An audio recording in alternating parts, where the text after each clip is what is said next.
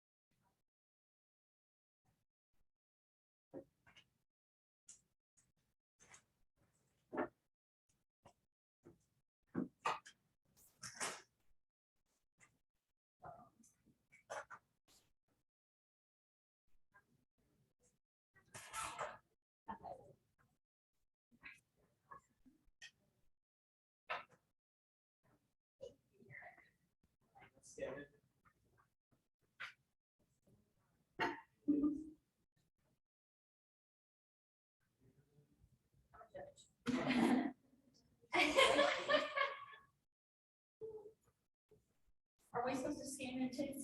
Yeah. What are we scanning? I have a QR code right here.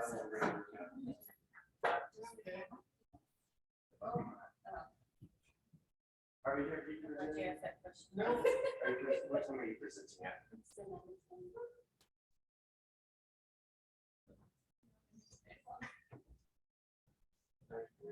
We are for the.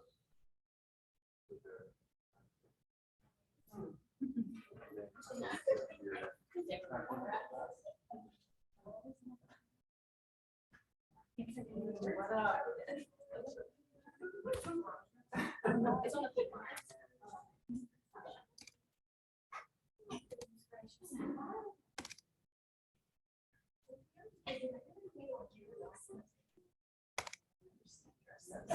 One and only time.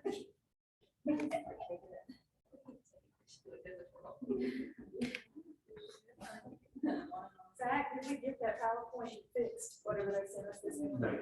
Okay. The first four. Yes. Yes. Yes.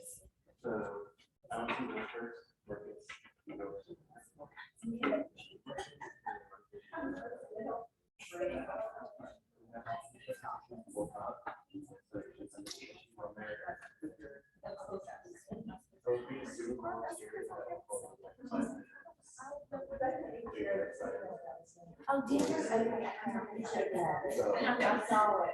that way, yes, so the clicker will get there. Yes.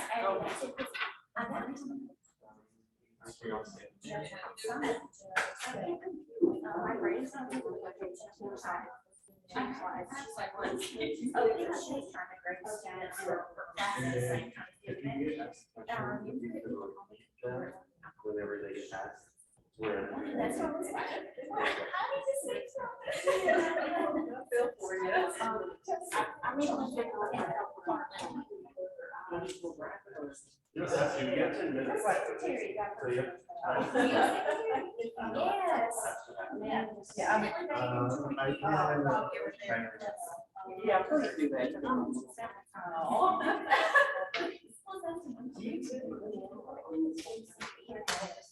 No, they will see.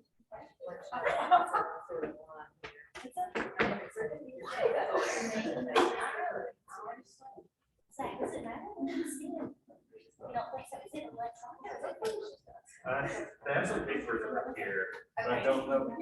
Oh, no, it's electronic.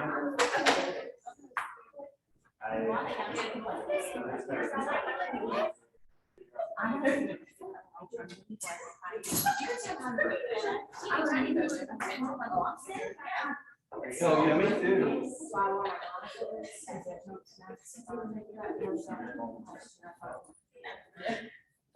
Well,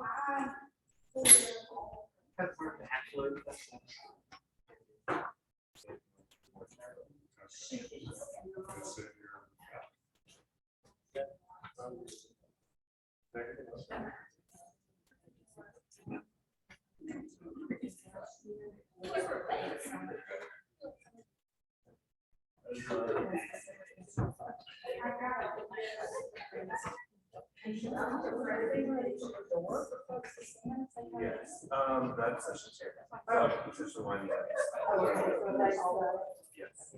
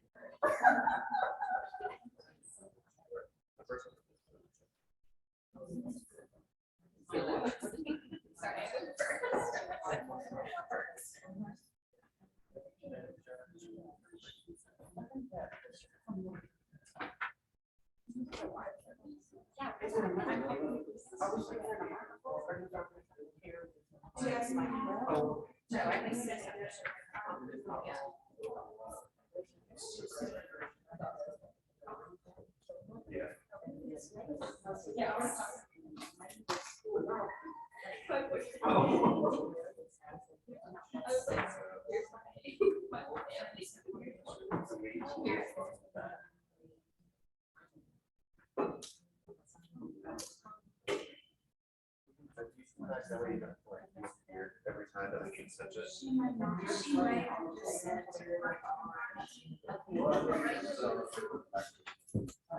Kind of a standard.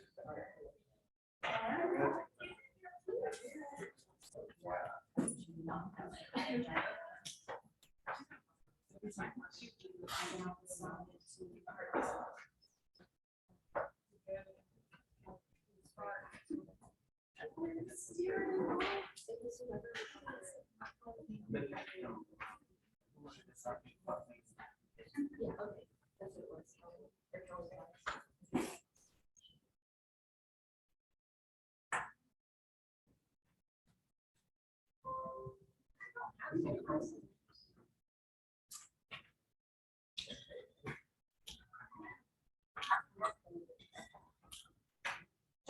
Almost text you just a message.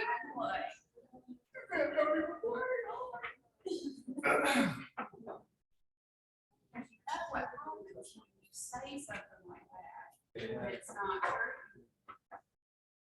I'm around to fight. That's what I tell my kids. Don't say I'm sick, I need to stay home from school because next thing you know it, you'll be sick. Some important day.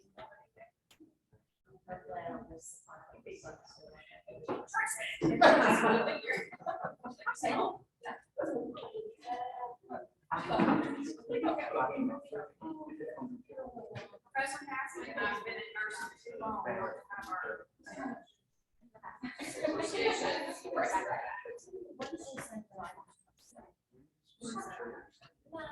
No, you don't.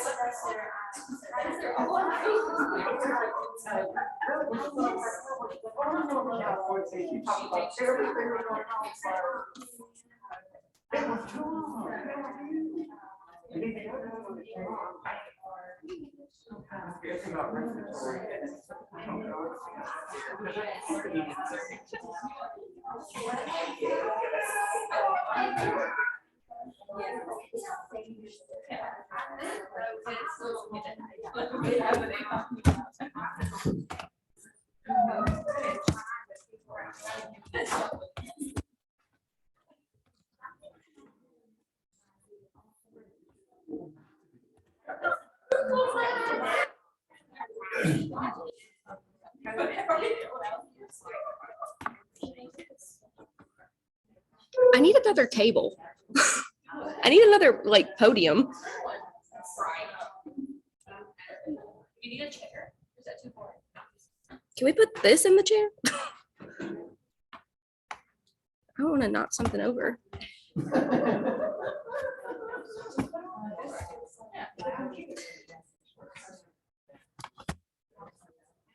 I'm just trying to like figure this out before.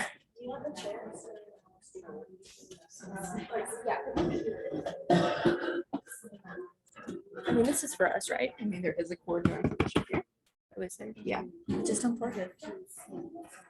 What if we put the computer? No, that wouldn't work. Let me ask the IT. Yeah. Because I feel like I can't hold it. Can you put it on top of this? Buttons. And then I can just see this. It doesn't fall off.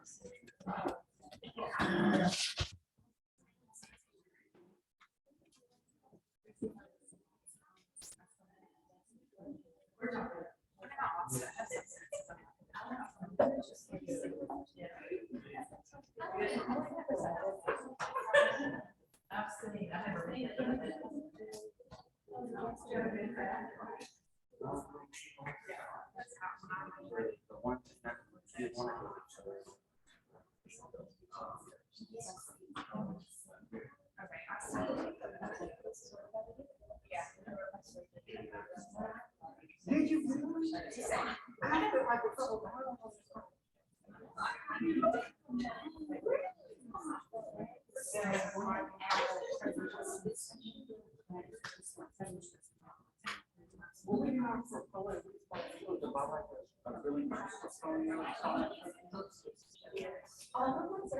Same stuff in there.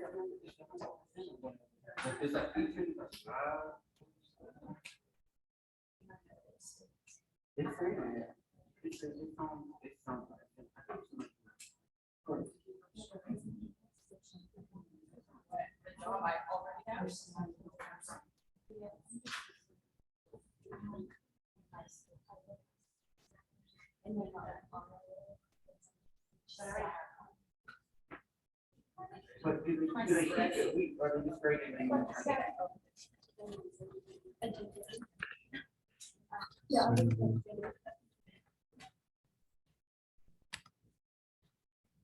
Oh, that's a lovely face. My face. I'm already in it.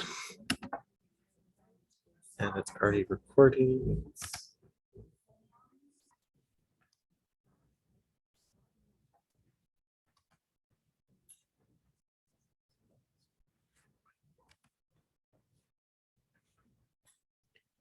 Good morning, everyone. Thank you for coming to our first session of symposium presentations here in the conference rooms. We have 4 presenters during this first session.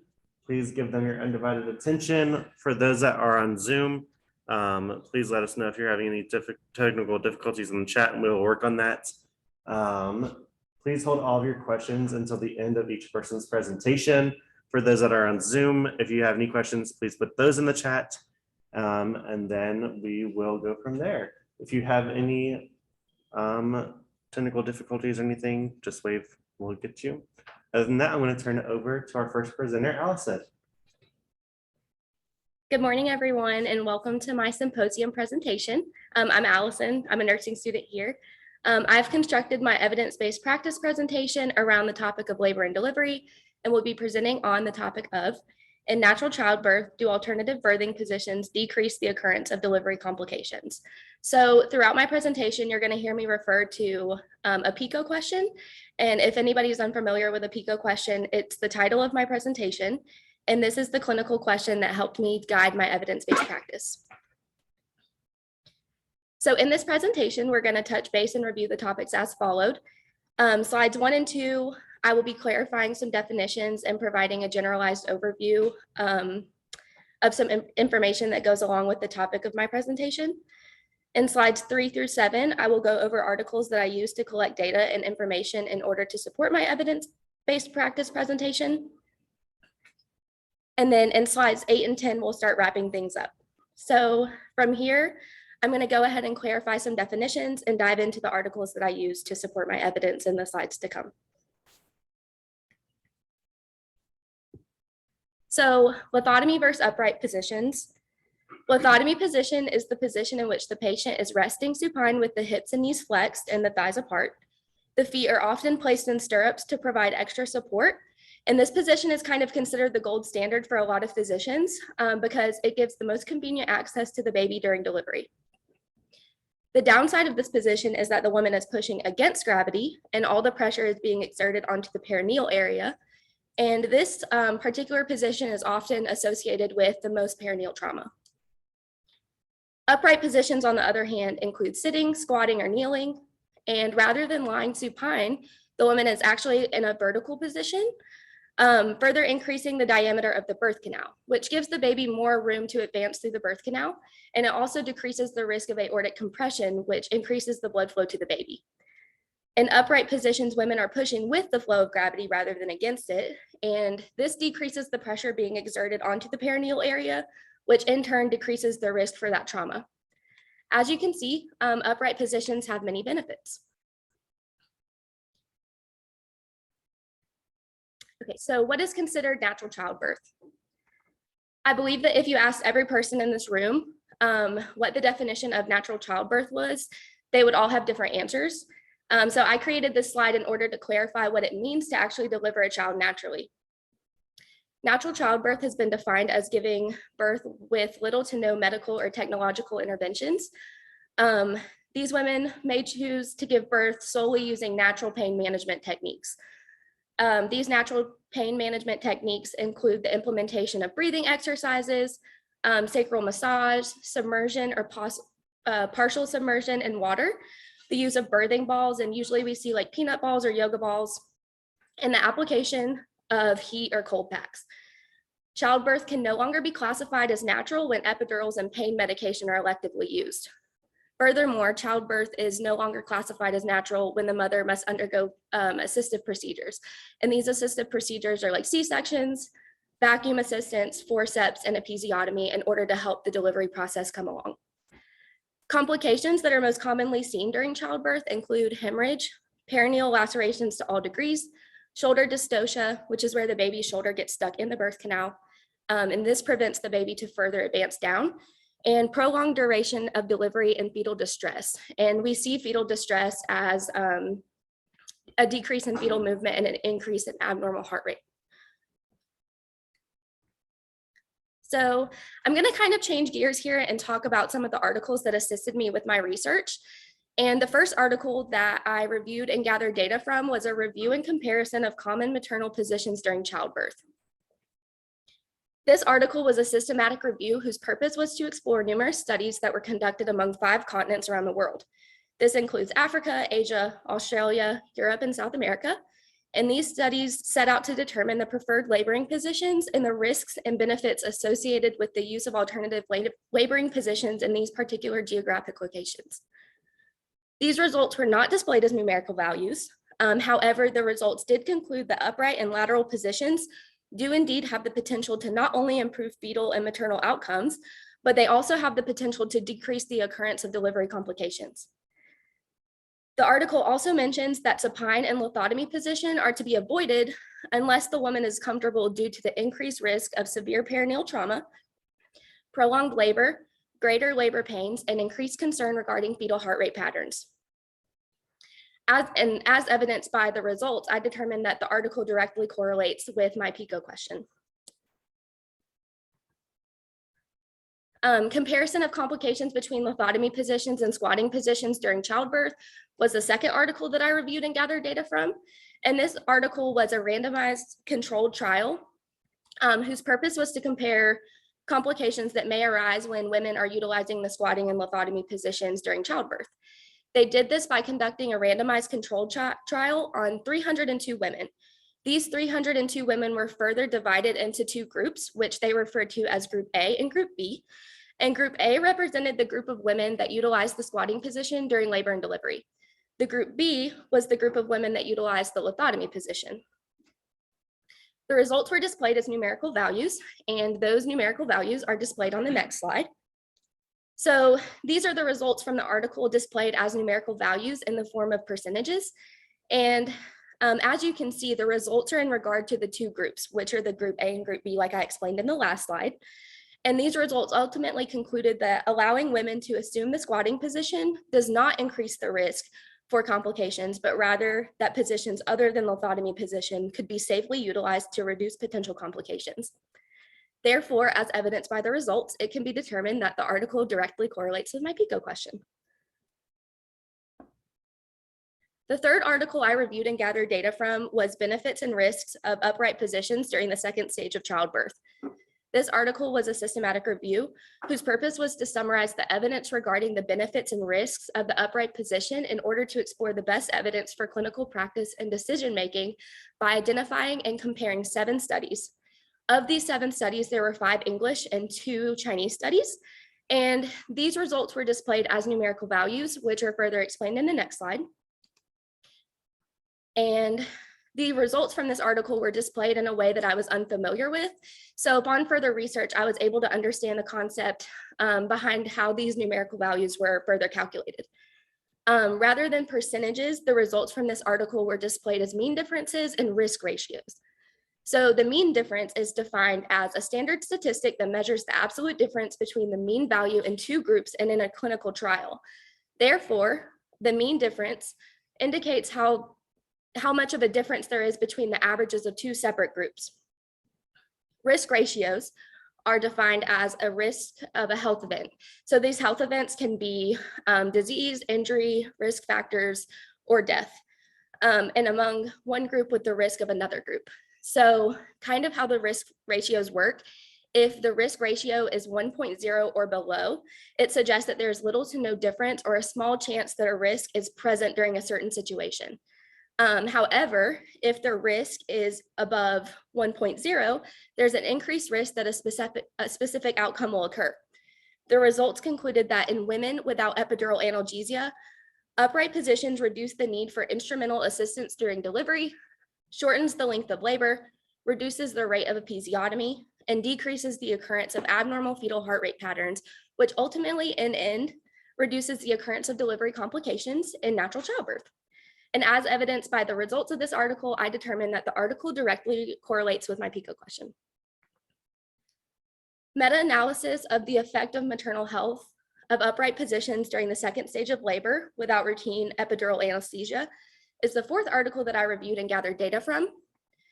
This article was a systematic review whose purpose was to detect the effect the upright position had on the mode of birth and perinatal health when used by women who did not receive epidural analgesics. They explored this by identifying 22 studies and collected data from primiparous women who were pregnant for the first time, and multiparous women, which are women that have had multiple pregnancies, without an epidural, who either underwent natural or induced labor in upright or lithotomy positions. These results were not displayed as numerical values. However, they did conclude that the ratio of instrumental birth and episiotomy were lower for women who utilized squatting positions, but the ratio of hemorrhage was higher. Because of the depressed ratio, it can be assumed that a reduction in the need for instrumental birth and episiotomy improves the mother's overall comfort. Therefore, positioning of the mother during birth should be based solely on the presence of risk factors and the woman's preference. Furthermore, upright positions pose no serious threats that should discourage women from using them during childbirth. For this reason, it can be assumed that this article directly correlates with my PICO question. The fifth and final article I reviewed was the effect of maternal position on maternal and fetal and neonatal outcome. This article was a systematic review whose purpose was to address how many maternal positions during childbirth impacted maternal, fetal, and neonatal outcomes. They conducted this systematic review by conducting 17 clinical trials, and these clinical trials were conducted on a total of 4,848 subjects. The results were not displayed as numerical values, but it was determined that some of the clinical trials concluded that upright positions are most beneficial during labor, while other studies suggested that the lithotomy position is the most beneficial because it allows for more proper monitoring and intervention during delivery. However, the article concluded that maternal positioning during childbirth has absolutely no effect on maternal, fetal, and neonatal outcomes. And because of this, I determined that this article did not directly correlate with my PICO question. So my synthesis, these are just some of the things that I found to be rather consistent or inconsistent among all of the articles that I reviewed and gathered data from. So 1 out of 5 articles concluded that alternative birthing positions have little to no effect on the outcome of birth. This insinuates that further studies should be conducted. 2 out of 5 articles mention that nurses and midwives play a vital role and have significant responsibility to ensure that mothers are assumed in appropriate positions. They should also support women regardless of the position that they choose. 4 out of 5 articles concluded that alternative birthing positions reduced or had the potential to reduce the occurrence of delivery complications. And then most of the articles acknowledge the fact that maternal positioning is an ongoing controversy, and all of the articles express the importance of the mother having the option to choose whichever position is comfortable for her during labor and delivery. So how can the evidence gathered be integrated into the nursing practice? So I feel as though the evidence from each one of these articles included in this review may be successfully integrated into the practice of nursing. The knowledge gained from each article is pertinent to the nursing practice in the following ways. Allowing women to assume alternative positions during labor and delivery has the potential to decrease occurrences of delivery complication. It increases the woman's overall comfort and improves maternal fetal outcomes, promotes the principle of body autonomy and independence, and has the potential to decrease those needs for assisted deliveries. Therefore, information gathered from these studies can help healthcare professionals identify and implement further solutions in order to help women undergo more positive birth experiences and lessen the occurrence of delivery complications. And this results in happier and healthier mothers and babies. Also, by making slight adjustments to standard practices, the door for additional solutions and better outcomes may open, and this allows for an improvement in the quality and delivery of nursing care to come flooding through. So in conclusion, though further research is being conducted, it is important to allow women to choose whatever position they find most comfortable if little risk factors exist, and if there's no contraindication as to why the woman should not assume certain positions during labor and delivery. Birthing mothers should be as comfortable as possible because they know their bodies best and should be primarily in control of their delivery process. Listed here are my references. And then, does anybody have any questions?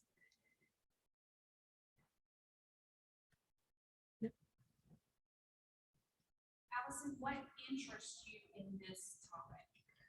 I think when I started doing my clinical rotations in labor and delivery, I had that like spark that no other clinical rotation brought in me. So I think I wanted to do this on labor and delivery because that was my favorite clinical rotation and I was interested in it. Yeah.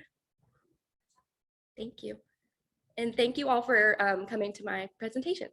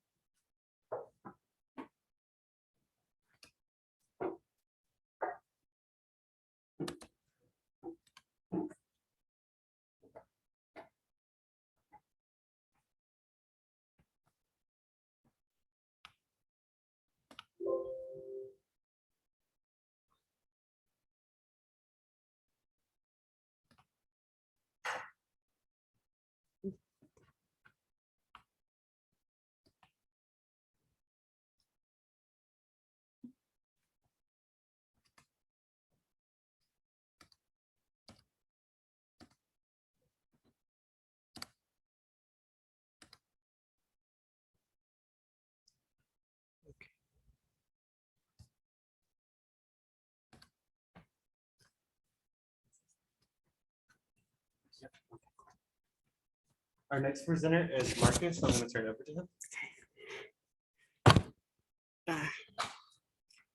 him. Good day, all. My name is Marcus Buffington, and I have a serious question for you today. In U.S. populations susceptible COVID-19, do minorities have higher mortality or morbidity rates compared to non-minorities? In the words of the Rocky Mountain Horror Show, let's do the time warp again. Can we all go back to 2019, 2020 for the next few moments? Do you remember what life was like in 2019, 2020? Could you ever foresee a time when the United States, a capitalist and socialist economy, would ever lock down? Did it all feel like it was coming to an end?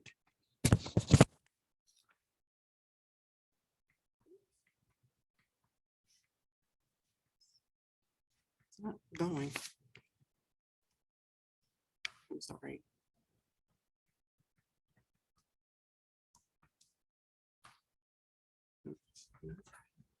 Looking right.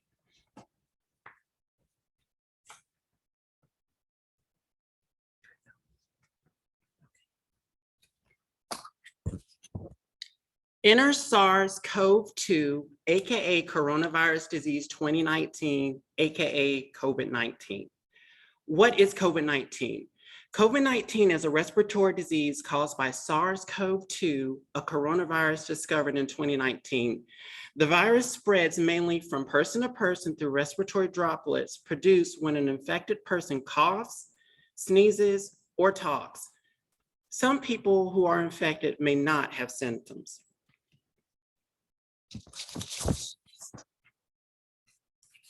A once in a century pandemic. Let's just go over the US COVID-19 timeline.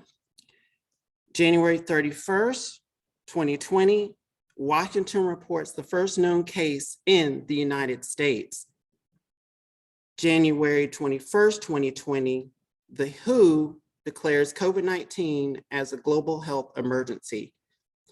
February 26, 2020, the CDC confirms a case in California marked as the first documentation of community spread. February 6, 2020, possible first COVID-related deaths in the United States. March 11th, WHO designates COVID-19 as a pandemic. March 26, 2020, US has more confirmed cases, global COVID-19 cases, than any other country. April 16th, 2020, White House shares 3-phase plan for reopening the US economy. And May 1st, 2020, some states began the process of reopening. This was not a normal time. Most people get one pandemic in their lifetime. 2020 was our shot. Let me ask you another serious question. Please take a moment to critically think and answer it privately. How do you think we did? The coronavirus disease 2019 pandemic has disproportionately affected racial and ethnic minority groups with huge range of deaths in African American, Latinx communities, and Native Americans.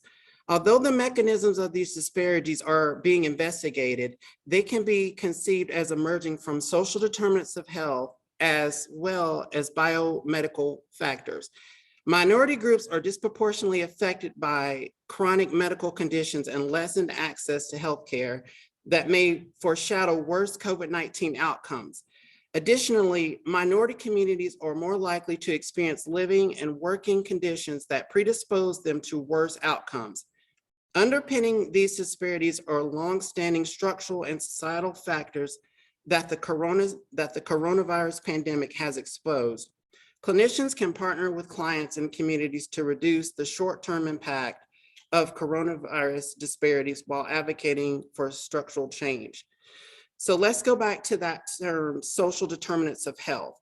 Social determinants of health are conditions in the environments where people are born, live, learn, work, play, worship, and age that affects a wide range of health functioning and quality of life outcomes and risk.